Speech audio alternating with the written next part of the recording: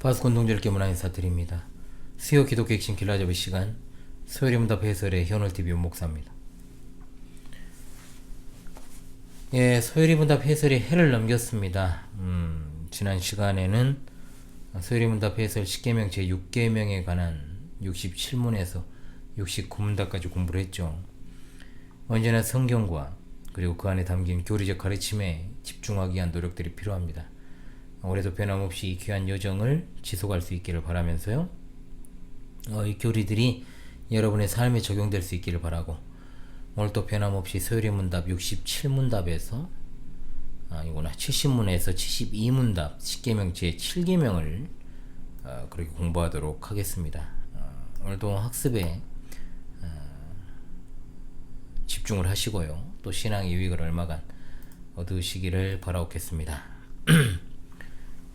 먼저 70문부터 72문답까지 묻고 답하는 시간을 갖죠. 제70문입니다. 제7계명은 무엇입니까? 답. 제7계명은 간음하지 말지니라 하신 것입니다. 제71문입니다. 제7계명이 명하는 것은 무엇입니까? 답. 제7계명이 명하는 것은 마음과 언어와 행위에서 우리 자신과 이웃의 선결을 보존하는 것입니다. 제72문입니다. 제7계명이 금하는 것은 무엇입니까? 답. 제7계명이 금하는 것은 모든 부정한 생각과 언어와 행동입니다. 라고 했습니다. 자, 여러분, 우리가 제7계명을 볼 때는 항상 떠올려야 되는 게 뭐냐? 결혼입니다. 결혼이라 하는 것이 무엇인가? 결혼이라고 하는 것을 우리가 생각했을 때는 그냥 세속적인 관점이 아니라 성경적인 의미를 보는 것이 중요하겠죠. 결혼의 의미 무엇일까요? 현대 사회에서 어떤 가장 의미 없는 계명이 되지 않는가 싶을 정도로 이 제7계명은 철저하게 짓밟히고 있어요. 외면당하고 있고요. 특별히 현대에 와서 성도덕이 더 문란해졌느냐, 그런 경향들이 좀 있습니다만은 전혀 그렇지 않습니다. 이미 고대 사회부터 인간이 이제 모여서 살기 시작하면서부터 이 성적인 문란이라 하면 굉장히 심했다. 이걸 갖다 우리 성경을 통해서도 알 수 있잖아요. 역사적으로 볼 때 문화적 타락에 있어서 가장 먼저 성적 타락을 이제 동반을 합니다. 극도로 타락하죠. 그러니까 그잖아요. 이제 말이 좋아 아이돌이지 얘들이 그냥 진짜 속옷 입고 나와가지고 춤추고 하는 거, 여성의 성을 갖다가 그렇게 여성 인권 이야기하면서도 공개적으로 성을 상품화하여서 돈을 벌고, 이런 어떤 몰지각하고 비도덕적이고, 요즘에는 어떻게 하면 이제 제가 3대 방송 뭐라고 했습니까? 먹방, 벗방, 쌈방이잖아요. 벗방 무조건 되죠. 이거는 뭘 해도 다 벗고 하는 거죠. 이제 뭘 해도 그냥 싸움으로 연결시키고, 뭘 해도 처먹는 걸로 연결시키는 그런 어떤 세상, 거기에는 항상 성이 들어간다는 거죠. 자, 이런 어떤 비도덕적인 사회 전방적인 현상은 성적 문란의 극치를 달리고 있고, 이 간통죄가 폐지된 것만 보더라도요, 이 성적 자기결정권이라는 이 코미디 같은 소리잖아요. 이게 실제로 사용되는 그런 시대를 우리가 살아가고 있습니다. 결혼을 해서 가정을 꾸리면 안 되는 문란하고 더럽기가 한량 없는 찬송이 갑자기 생각나죠. 이런 어떤 무책임한 자들이 결혼을 하고 자식을 낳고 하다 보니까 그 자식들이 또 그런 문란한 사회를 이어받아 연결을 시키죠. 따라서 7계명과 관련해서 반드시 인식해야 될 것은 결혼입니다. 바르게 인식해야 될 건 결혼이다. 결혼에 대한 정의합시다. 결혼은 창조 질서 가운데 하나입니다. 가장 기초적인 사회를 이루는 출발점이죠. 남자란 의미 자체에 남편이란 말이 들어있고, 여자라는 말 자체에 아내라는 말이 들어있는 것처럼 하나님께서 남자와 여자를 창조하실 때 이미 결혼을 염두에 두고 창조하셨다. 따라서 특별한 은사를 받지 않았으면서도 독신을 고집하는 사람은 창조 질서를 무난하게 하는 행위고, 또 독신의 은사가 없는데도 혼자 살아간다는 것은 오히려 더 큰 성적 문란의 원인이 될 수 있음도 알아야 되겠죠. 우리가 한때 얼굴로 연예인 생활을 지속해오고 있는, 연기도 안 되고 참 여러가지 안 되는 사람 얼굴로, 그리고 이제 키로 지속해오고 있는 한 남자 연예인의 문란한 성생활, 그리고 그로 인해 원치 않게 생긴 자식으로 인한 에피소드를 지난 연말에 직접 보게 되었지 않습니까? 그리고 그 뻔뻔함을 또한 우리가 보고 있지 않습니까? 그러면서 아주 자신의 정치적 성향을 유감없이 드러내면서 깨어있는 깨시민이냐 했던 그런 모습들, 적어도요 좀 닥치고 가만히 있어야죠. 가만히 있어야죠. 그잖아요. 막상 연예인을 도마 위에 올려 난장을 쳐도 사실 자신의 삶부터 되돌아보는 것이 중요하다, 저는 이 말씀을 드리고 싶어요. 성경에서 결혼이라 하면 정말 중요한 의미를 지니고 있습니다. 무엇보다 그리스도와 교회의 관계를, 그리고 그리스도와 성도의 관계를 혼인 언약 관계에 있는 부부로 묘사를 했지 않습니까? 하나님과 그 택한 백성들의 언약 관계도 분명 결혼의 모습으로 유비가 되었습니다. 중요하죠. 결혼 자체가 성례는 아닙니다. 그러나 두 사람의 부부가 하나님 앞에서 체결한 언약이기 때문에 신성한 것은 사실이에요.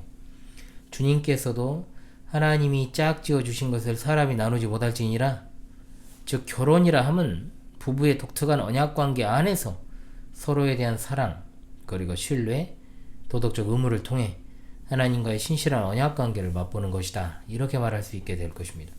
즉 날마다 대면하며 살아가는 남편과 아내, 서로 떨어져 지내는 게 좋은 게 아니에요. 그래서 더욱더 간절하다고 교잡아있네. 자, 날마다 대면하며 사는 게 부부인 거예요. 자, 그래서 서로를 하나님의 얼굴로 인식하고, 여러분 하나님의 얼굴을 일주일에 한 번씩 봅니까? 한 달에 한 번씩 봅니까? 하나님의 얼굴은 매일매일 대면해야죠. 항상 하나님의 얼굴을 인식해야죠. 그렇잖아요? 그것이 바로 남편과 아내의 역할이라는 거예요. 하나님 앞에서의 삶을 살아가는 데 있어서 남편과 아내의 항상 대면하며 살아가는 그 모습을 통해 발견하는 것이다. 이런 말하면 이제 뭔 저런 소리를 한다니 할 수도 있지만은 그게 맞아요. 맞으니까 하는 소리죠. 오계명 선생님 공부했던 것처럼 눈앞에 있는 남편과 아내가 서로 사랑하지 않으면서 눈에 보이지 않는 하나님을 사랑한다, 이 거짓말이죠. 완전 생구라라고 할 수가 있습니다. 혼인 언약은 창조 질서고 하나님과의 언약 관계를 예표하는 것이니까 정말 중요해요. 이거는 제가 일부러 이걸 갖다 먼저 언급을 한 겁니다. 그래서 마지막 심판 때 이후에는 더 이상 남녀간의 결혼이 이루어지지 않는 거예요. 왜? 그때는 우리 성화가 완성되고 육체가 신령한 몸으로 변화되니까 충만한 하나님과의 교제에 직접적으로 들어간단 말이죠. 그 시점에는 부부간의 연합이 더 이상 필요가 없게 되니까요. 창세기 2장 18절과 24절입니다. 여호와 하나님이 이르시되 사람이 혼자 사는 것이 좋지 아니하니 내가 그를 위하여 돕는 배필을 지으리라 하시니라. 이러므로 남자가 부모를 떠나 그의 아내와 합하여 둘이 한 몸을 이룰지로다. 마태복음 19장 4절로 6절입니다. 예수께서 대답하여 이르시되 사람을 지으시니가 본래 그들을 남자와 여자로 지으시고 말씀하시기를 그러므로 사람이 그 부모를 떠나서 아내에게 합하여 그 둘이 한 몸이 될지니라 하신 것을 읽지 못하였느냐. 그런즉 이제 둘이 아니요 한 몸이니 그러므로 하나님이 짝지어 주신 것을 사람이 나누지 못할지니라. 호세아 2장 16절과 그리고 19절로 20절입니다. 여호와께서 이르시되 그날에 내가 나를 내 남편이라 일컫고 다시는 내 바알이라 일컬지 아니하리라. 내가 네게 장가들어 영원히 살되 공의와 정의와 은총과 긍휼히 여김으로 내게 장가들며 진실함으로 내게 장가들리니 내가 여호와를 알리라. 에베소서 5장 22절과 24절입니다. 아내들이여 자기 남편에게 복종하기를 주께 하듯 하라. 남편들아 아내 사랑하기를 그리스도께서 교회를 사랑하시고 그 교회를 위해 자신을 주심같이 하라. 고린도서 11장 2절의 말씀입니다. 내가 하나님의 열심으로 너희를 위하여 열심을 내노니 내가 너희를 정결한 처녀로 한 남편인 그리스도께 드리려고 중매함이로다. 에베소서 5장 31절로 32절입니다. 그러므로 사람이 부모를 떠나 그 아내와 합하여 그 둘이 한 육체가 될지니 이 비밀이 크도다. 나는 그리스도와 교회에 대하여 말하노라. 누가복음 20장 34절로 36절입니다. 예수께서 이르시되 이 세상의 자녀들은 장가도 가고 시집도 가고 가되 저 세상과 및 죽은 자 가운데서 부활함을 얻기에 합당히 여김을 받은 자들은 장가가고 시집가는 일이 없으며 그들은 다시 죽을 수도 없나니 이는 천사와 동등이요 부활의 자녀로서 하나님의 자녀임이라. 아멘. 자, 부부관계라고 했을 때는 보통 이제 많은 사람들이 육체적인 관계만 떠올리는 경우가 있습니다만은, 자, 정신적인 관계에 있어서도 하나가 돼야 됩니다. 당연하죠. 실제로 성경적인 의미에서 야한다라고 하는 거, 본래적 의미가 무엇입니까? 지식적인 의미뿐만 아니라 친밀한 성적 관계를 포함해서 인격적인 관계 속에서 서로를 아한다는 뜻입니다.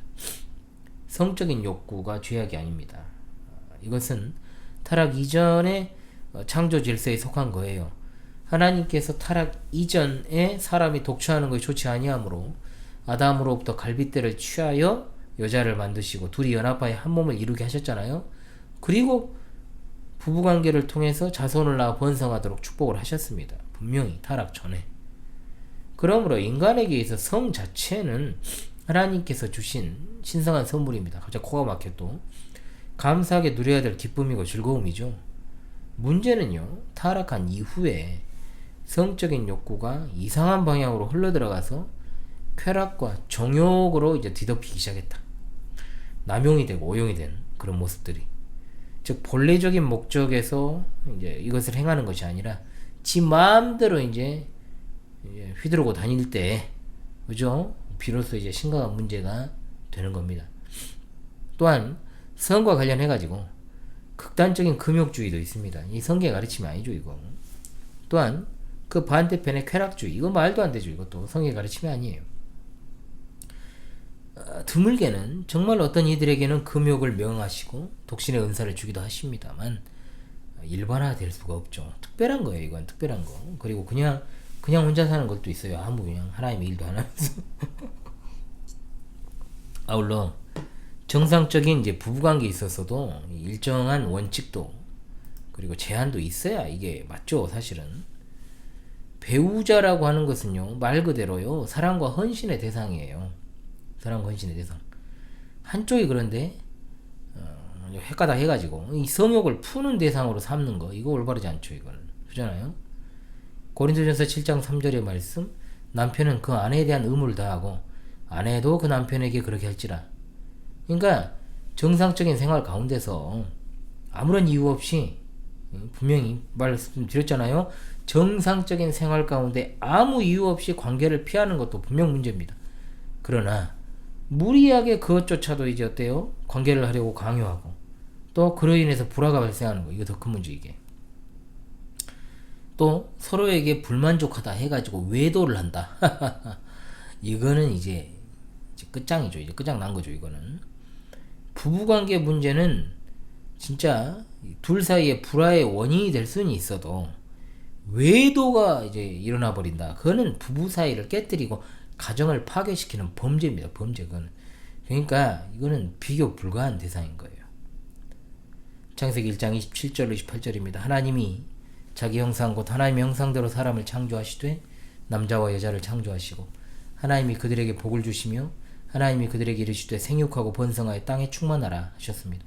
창세기 2장 25절입니다. 아담과 그의 아내 두 사람이 벌거벗었으나 부끄러워하지 아니하니라. 신명기 24장 5절입니다. 사람이 새로이 아내를 맞이하였으면 그를 군대로 내보내지 말 것이요 아무 직무도 그에게 맡기지 말 것이며 그는 1년 동안 한가하게 집에 있으면서 그가 맞이한 아내를 즐겁게 할지니라. 잠언 5장 18절 19절입니다. 내가 젊어서 취한 아내를 즐거워하라. 그는 사랑스러운 암사슴 같고 아름다운 암노루 같으니 너는 그의 품을 항상 족하게 여기며 그의 사랑을 항상 연모하라. 고린도전서 7장 1절로 9절입니다. 너희가 쓴 문제에 대하여 말하여 남자가 여자를 가까이 아니함이 좋으나 음행을 피하기 위하여 남자마다 자기 아내를 두고 여자마다 자기 남편을 두라. 남편은 그 아내에 대한 의무를 다하고 아내도 그 남편에게 그러게 할지라. 나는 모든 사람이 나와 같기를 원하노라. 그러나 각각 하나님께 받은 자기 은사가 있으니 이 사람은 이러하고 저 사람은 저러하니라. 내가 결혼하지 아니한 자들과 과부들에게 이르노니 나와 같이 그냥 지내는 것이 좋으니라. 만일 절제할 수 없거든 결혼하라. 정욕이 불같이 타는 것보다 결혼하는 것이 나으니라 말씀하였습니다. 자, 그러므로 여러분, 성경적 원리에 의해서 5가지 결혼의 목적 우리가 꼭 기억합시다. 첫 번째, 부부가 서로 돕기 위해서 결혼을 제정하셨습니다. 두 번째, 인류 번성을 위해서 결혼을 제정하셨습니다. 세 번째, 거룩한 자녀를 낳아서 교회를 확장하고 하나님 나라 확장을 위해 제정하셨습니다. 네 번째, 부정을 방지하고 그렇게 부정을 방지하기 위해서 결혼을 제정하셨습니다. 그리고 다섯 번째가 가장 먼저 말씀드렸던 그리스도와 신부된 교회, 그리고 성도와 하나님과의 관계, 그리스도와 성도와의 관계를 보여주시기 위해 제정하신 것으로 완성된 그 나라에는 결혼 제도가 없다라고 했습니다. 5가지를 기억하면서요. 자, 이제는 이제 간음이라고 하는 것. 간음이 뭐냐? 이걸 갖다가 좀 상고하도록 하겠습니다. 자, 7계명에서 말하는 간음의 기본적인 의미를 보죠. 혼인 관계 속에 있는 사람이 그의 배우자가 아닌 다른 사람과 성관계를 맺거나 약혼 혹은 결혼한 관계에 있는 남자나 여자가 불특정 다수와 성관계를 맺는 것을 말합니다. 그러니까 넓은 의미에서 말하자면 자, 간음은 합법적인 질서 바깥에서 행해지는 모든 불법적인 행위, 이게 이제 간음입니다. 대표적인 것들로 또 근친 상간, 뭐 근친 강간도 있고 그러죠. 자, 성매매, 동성 간의 성관계, 짐승과의 수관, 뭐 이런 것들을 포함합니다. 그러니까 주님께서는 행위뿐만 아니라 마음의 상태까지도 이제 간음으로 규정하셨죠. 그러므로 7계명의 본래적 의미, 하나님 앞에서 언약한 결혼의 신성함을 훼손하지 말고 그 창조 질서에 맞게 성생활을 하라는 것이요, 자신뿐만 아니라 다른 이의 성적인 순결과 이웃의 정절까지도 온전히 여기고 보호하라는 것이다. 아우 진짜 너무 추접스러운 세상으로 살고 있죠. 신명기 22장 22절로 24절입니다. 어떤 남자가 유부녀와 동침한 것이 드러나거든 그 동침한 남자와 그 여자를 둘 다 죽여야 이거든. 이스라엘 중에 악을 제할지니라. 처녀인 여자가 남자와 약혼한 후에 어떤 남자가 그를 성읍 중에서 만나 동침하면 너희는 그들을 둘 다 성읍 문으로 끌어내고 그들을 돌로 쳐 죽일 것이니 쳐 죽여야 돼요. 그 처녀는 성 안에 있으면서도 소리 지르지 아니하였으며 그 남자는 그 이세 아내를 욕보였습니다. 너는 이같이 하여 너희 가운데서 악을 제할지니라. 자, 이 사형으로 다스린다라고 하는 것은 얼마나 이 죄가 큰 죄인지를 보여주는 거예요. 지금 죽을 것들 많겠죠. 그러면 레위기 28장 22절 23절 너는 여자와 동침함 같이 남자와 동침하지 말라. 이는 가증한 일이니라. 동성연애. 너는 짐승과 교합하여 자기를 더럽히지 말며 여자는 짐승 앞에 서서 그것과 교접하지 말라. 이는 문란한 일이니라. 수간. 마태복음 5장 28절 나는 너희에게 이르노니 음욕을 품고 여자를 보는 자마다 마음에 이미 간음하였느니라. 이게 뭐냐면 이거예요. 그럴 상황을 만드는 것도 간음하는 거랑 똑같은 거예요. 자꾸 그러다 보면 간음하게 돼요. 그렇잖아요. 그러니까 남자는 여자와 여자는 남자와 단둘이 있는 그런 상황을 만들면 안 됩니다. 그렇잖아요. 자꾸 그런 상황을 만든다라고 하는 것은 어떤 의도가 있다라고 봐야 되고, 그런 상황 자체를 만들지 않기 위해서 노력을 해야 되는 거예요. 요셉 씨가 어떻게 했는지를 우리가 한번 잘 생각을 해봐야 한다는 거죠. 계속 피했잖아요. 그리고 모든 이제 쉽게 말하면 그런 조건이 다 갖춰진 상태, 다 아무도 없어요. 둘밖에 없어요. 그랬을 때 어떻게 했습니까? 요셉이 그 자리를 피했잖아요. 그런데 그렇게 안 해. 왜? 의도가 있으니까 그렇게 한다는 것이죠. 그러니까 음욕을 품고 여자를 보는 자마다 마음이 이미 간음하였냐, 이런 것은 그런 상황과 판을 갖다 까는 것조차도 금지되어야 된다는 것을 우리에게 분명하게 보여주고 있는 것입니다. 자, 혼전 순결 이야기를 좀 하죠. 자, 우리 사회에서 이게 혼전 순결이라는 말을 하면은 이상하게 쳐다봐버리겠죠. 이제는 청년뿐만 아니라 청소년들조차도 이미 순결이 파괴된 상태에서 성인식을 맞이하게 되죠. 순결 의식 없어요. 없죠. 대학생들이나 청년들 사이에는 뭐 아주 오래전부터 혼전 동거, 뭐 혼전도 아니에요. 혼전이란 말도 안 쓰죠. 이제는 그냥 동거. 그리고 아이도 안 낳고 딩크족이라고 하죠. 이것들. 그러니까 망조죠. 망조 이거 다. 그러니까 이런 말 하는 것들, 결혼하기 전에 연애를 많이 해봐야 된다고, 이런 이게 망언들이죠. 이것들은 다. 그러니까 앞선 세대가 교회 내에서 청년들 간의 교제를 금기를 했잖아요. 그러니까 이제 너무 또 지나치게 금기를 했더니 또 어때요? 이제 음성적으로 드러나지 않는 상태에서 이렇게 또 문란하고 음란한 일들이 하는 것들만 해요. 어차피 여러분 그걸 알아야 돼요. 그러니까 근본적으로는 음란의 문제가 터지면 교회는 정말로 위험해지기 때문에 자 그렇게 했다라고 생각을 해야 됩니다. 그러니까 결혼을 전제로 하지 않는 교제 또한 성경적으로 간합할 수 없는 거예요. 그냥 즐기려고 하는 거잖아요. 성이 이처럼 개방화되어 있는 어떤 현실 가운데 아무 생각 없이 이루어지는 단순 연애, 이거는 프라이버시가 아니라 음란의 문제입니다. 음란의 문제. 에? 단순 연애, 음란 이건 하나님 앞에서의 범죄 행위다라는 거예요. 근데 그런 인식이 없다는 거죠. 그만큼 세상이 정말 막 나가고 있는 거예요. 신명기 24장 1절의 말씀, 사람이 아내를 데려온 후에 그에게 수치되는 일이 있음을 발견하고 그를 기뻐하지 아니하면 이혼 증서를 써서 그의 손에 주고 그를 자기 집에서 내보내라 그랬습니다. 신명기 22장 13절 21절, 누구든지 아내를 맞이하여 그에게 들어간 후에 그 처녀에게 처녀의 표적이었거든 그 처녀를 그의 아버지 집 문에서 끌어내고 그 성읍 사람들이 그를 돌로 쳐 죽여. 이는 그가 그의 아버지 집에서 차은기 행동을 하여 이스라엘 중에서 악을 행하였습니다. 너는 이와 같이 하여 너희 가운데서 악을 제할지니. 얼마나 이게 큰 범죄였는지를 보여주는 거예요.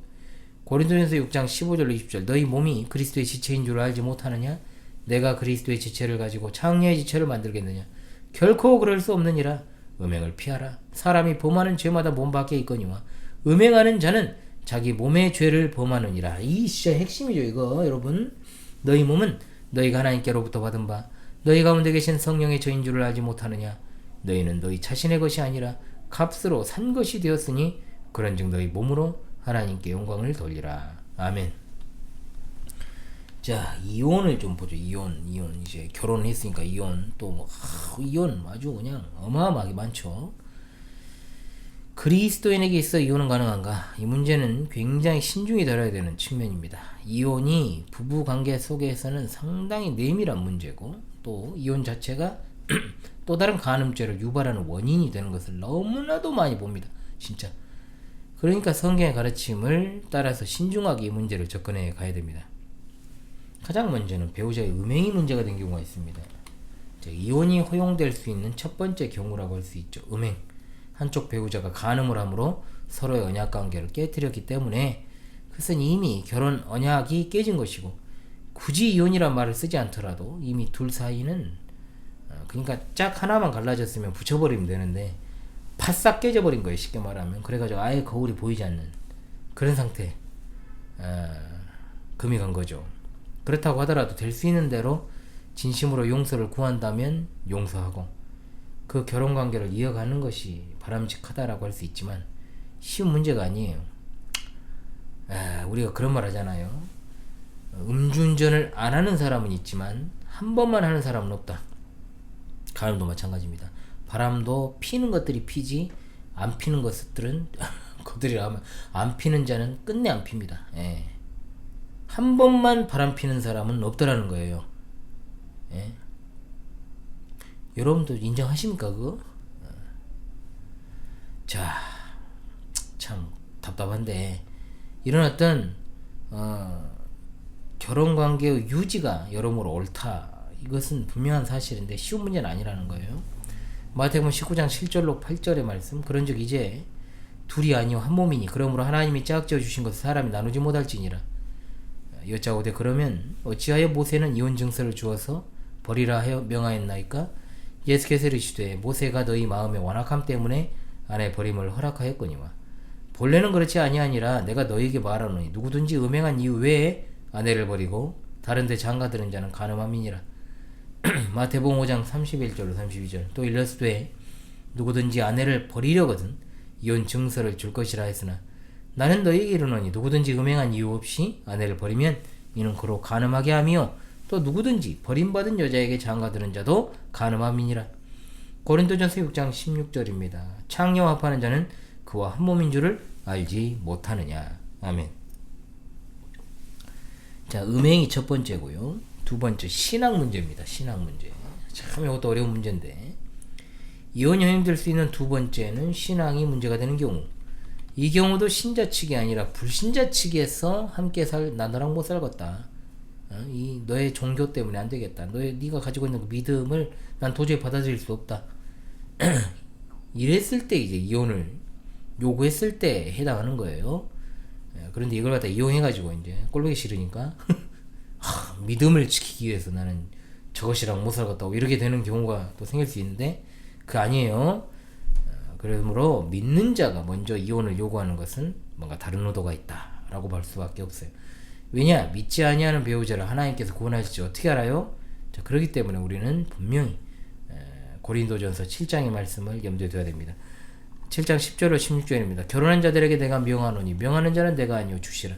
여자는 남편에게서 갈라서지 말고 만일 갈라섰으면 그대로 지내든지 다시 그 남편과 화합하든지 하라.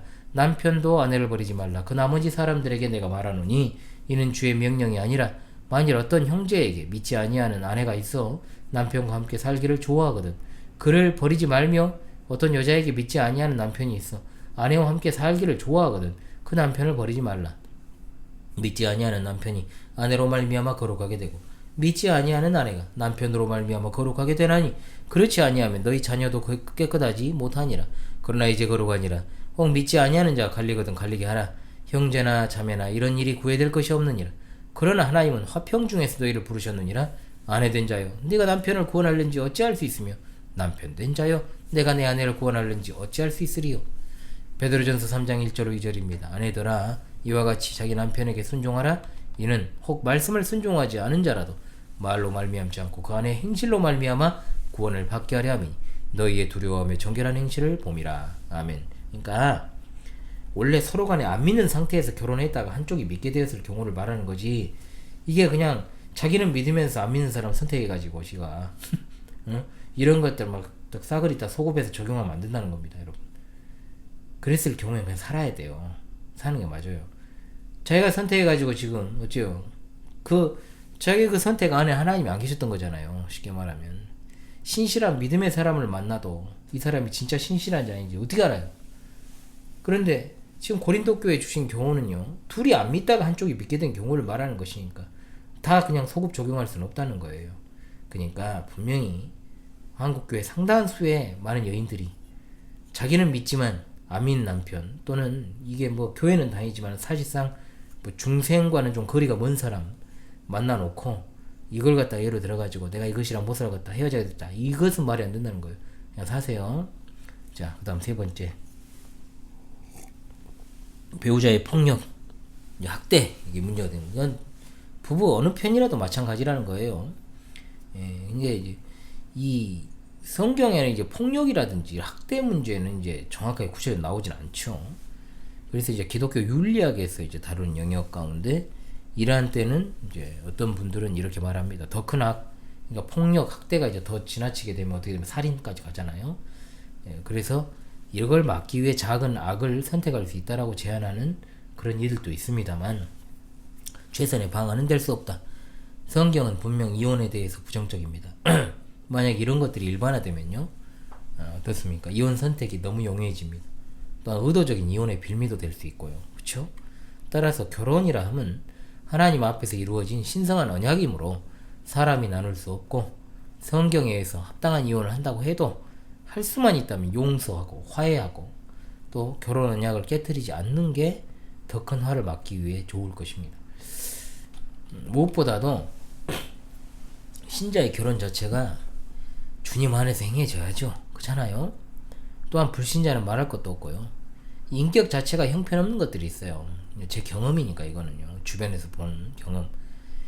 이 조실 부모하여 이 싸가지가 없는 것들이 있습니다. 그러니까 좋게 말해 싸가지가 없는 거고 이거 앞뒤가 없는 것들이 있어요. 위아래가 없는 것들. 그러니까 다 조실 부모한 애들이 다 그렇다는 건 아니에요. 그런데 상당히 많은 확률로 괴팍한 자들이 많습니다. 그리고 포악하고 또 이런 자들이 습관적으로 폭력을 일삼는 자들이 있습니다. 그러니까 뭐 우리가 그러잖아요. 운동선수들에 대해서 어떤 편견을 가진 이들도 있는데 저는 그렇게 생각을 해요. 운동을 어설프게 하면은 그러더라고요. 약간 그걸 갖다가 풀지 못했을 때 이게 약간 폭력적인 성향으로 많이 드러나는 경우들, 어설프게 한 자들, 그런 자들, 또 알코올 중독자 이거 말할 것도 없죠. 이거는 도박, 게임 중독 못 고칩니다. 이거 팔자르면 입으로도 할 놈들이고, 그리고 이건 뭐 놈이라고만 했으면 연놈들이죠. 그리고 사기꾼 기질, 이거는 뭐 요것도 안 고쳐집니다. 카사노바 이게 안 돼요. 제가 말했잖아요, 여러분. 안 하는 사람은 있어도 외도를 한 번만 한 사람은 없다. 이런 것을 조기에 발견해가지고 근본적으로 안 하면 좋은데 하더라고요, 다. 에휴. 그러니까 아무튼간에 저는 이제 원리적으로 이야기를 하는 겁니다. 골로새서 3장 18절 19절 아내들아 남편에게 복종하라. 이는 주 안에서 마땅하니라. 남편들아 아내를 사랑하며 괴롭게 하지 말라. 에베소 5장 24절 33절입니다. 그러므로 교회가 그리스도에게 하듯 아내들도 범사에 자기 남편에게 복종할지니라. 남편들아 아내 사랑하기를 그리스도께서 교회를 사랑하시고 그 교회를 위해 자신을 주신같이 하라. 이와 같이 남편들도 자기 아내 사랑하기를 자기 자신과 같이 할지니 자기 아내를 사랑하는 자는 자기를 사랑하는 것이라. 그러므로 사람이 부모를 떠나 그의 아내와 합하여 그 둘이 한 육체가 될지니 이 비밀이 크도다. 나는 그리스도와 교회에 대하여 말하노라. 그러나 너희도 각각 자기 아내 사랑하기를 자신같이 하고 아내도 자기 남편을 존경하라. 아멘. 자, 동성애 이야기 좀 하겠습니다. 동성애 저 강의가 있으니까 한번 보시고요. 동성애 자체는 뭐 말 그대로 창조질서에 위반되는 행위, 교회가 용납할 수가 없죠. 창세기에도 나오잖아요. 이 동성애가 소돔성을 사람들이 롯을 찾아온 천사들을 갖다 집단 강간하려고 했던 아주 이제 초근염 일이 등장을 하잖아요. 동성애뿐만 아니라 각종 성적 지향 이걸 갖다 인정해 주는 시대가 이제 밝아오고 있잖아요. 게이나 레이즈비언뿐만 아니고 그잖아요. 양성애자, 트랜스젠더, 물론 대부분이 이제 게인데 이 동성애자들이 모두가 다 무슨 성적인 소수자입니까? 웃기고 자빠했죠. 이것도 더 이상 소수자도 아니잖아요. 몇백만이 넘어가면 그건 소수자가 아니죠. 그러니까 이런 변태적 성욕자들과 진짜 이제 어떤 선천적으로 어떤 염색체 이상이라든지 유전적인 그런 어떤 일로 인하여서 의학적으로 진짜로 이런 성소수자가 있습니다. 이거는 분명히 인정을 해야 돼요. 그런데 두 가지 구별이 그래서 필요하죠. 실제로 어떤 유전적인 어떤 이상으로 인하여 성 전체성이 모호한 이 장애인들이죠. 이 사람들은 진짜로. 그런데 의도적으로 그냥 동성행위를 즐기는 자들 구별을 해야 됩니다. 당연히 여러분 제가 앞서 말씀드린 사람들은 동성애적 성향을 이제 의도하고 가진 것이 아니고 염색체 이상이라든지 유전적인 영향으로 인해서 사회적으로 무조건 정지하고 내몰지 않아야 되는데 실제로 그런데 워낙 이상한 변태적 성욕자들이 더 이제 쉽게 말하면 이제 이 사회의 근간을 이루고 있다 보니까 이런 어떤 운동에 진짜로 어떤 이런 병을 앓고 있는 사람들이 혜택을 못 누려요. 웃기더라고요, 진짜 이게. 진짜 소수자가 외면당하고 있는 현실이 있다는 겁니다. 그래서 또 동성애적 성향을 하나의 성적 취향, 틀린 것이 아니라 다르다, 뭐 이렇게 보는 거 절대적으로 교회는 반대해야 되죠. 당연히 동성애적 성향을 가진 것이 올바른 사회라면 올바른 성 정체성을 갖다가 가질 수 있도록 그렇게 정신과적 치료와 진료가 우선시 돼야 되지 않겠습니까? 당연히 동성애를 즐기는 사람들이 대부분인데 변태 성욕자는 색출을 해서 그야말로 이성애자로 살아갈 수 있도록 치료하는 것도 사회적으로 우리에게 필요한 자세인데 뭐 되겠습니까? 이게 세상 끝물인데 그잖아요. 그럼에도 우리는 끝까지 이것을 갖다가 붙들고 살아야 된다. 창조 질서에 경하고 있는 자들을 그대로 방치하는 것도 죄악이지만 그들을 인정하는 것은 더 큰 죄악이다. 그들은 이해의 대상이 아니라 치료의 대상입니다. 여러분 동성애와 관련한 강의를 보세요. 레위 18장 22절입니다. 너는 여자와 동침함 같이 남자와 동침하지 말라. 이는 가증한 일이니라. 20장 13절입니다. 누구든지 여인과 동침하듯 남자와 동침하면 둘 다 가증한 일을 행함인즉 반드시 죽일지니 자기 피가 자기에게로 돌아가리라. 로마서 1장 26절 27절입니다. 이 때문에 하나님께서 그들을 부끄러운 욕심에 내버려 두셨으니 곧 그들의 여자들도 순리대로 쓸 것을 바꾸어 영리로 쓰며 그와 같이 남자들도 순리대로 여자 쓰기를 버리고 서로 향하여 음욕이 부릴 듯하며 남자와 더불어 부끄러운 일을 행하여 그들의 그릇 때문에 상당한 보응을 그들 자신이 받았느니라. 고린도전서 6장 9절 10절입니다. 불의한 자가 하나님의 나라를 유업으로 받지 못할 줄을 알지 못하느냐? 미혹을 받지 말라. 음행하는 자나 우상 숭배하는 자나 간음하는 자나 탐색하는 자나 남색하는 자나 도적이나 탐욕을 부린 자나 술 취하는 자나 모욕하는 자나 속여 빼앗는 자들은 하나님의 나라를 유업으로 받지 못하리라. 아멘. 자, 오늘 다시금 우리 제7계명 70문에서 72문답 묻고 답하고 마무리하는 시간을 갖도록 하겠습니다. 그리고 다음 시간 8계명으로 찾아오겠습니다. 제70문입니다. 제7계명은 무엇입니까? 답. 제7계명은 간음하지 말지니라 하신 것입니다. 제71문입니다. 제7계명이 명하는 것은 무엇입니까? 답. 제7계명이 명하는 것은 마음과 언어와 행위에서 우리 자신과 이웃의 순결을 보존하라는 것입니다. 제72문입니다. 제7계명이 금하는 것은 무엇입니까? 답. 제7계명이 금하는 것은 모든 부정한 생각과 언어와 행동입니다. 예, 7계명을 마무리했습니다. 다음 시간 8계명으로 여러분 다시 찾아오겠습니다. 지금까지 수요 기독교 핵심 길라잡이 시간에 현월TV 윤목사였습니다. 여러분 수고하셨습니다.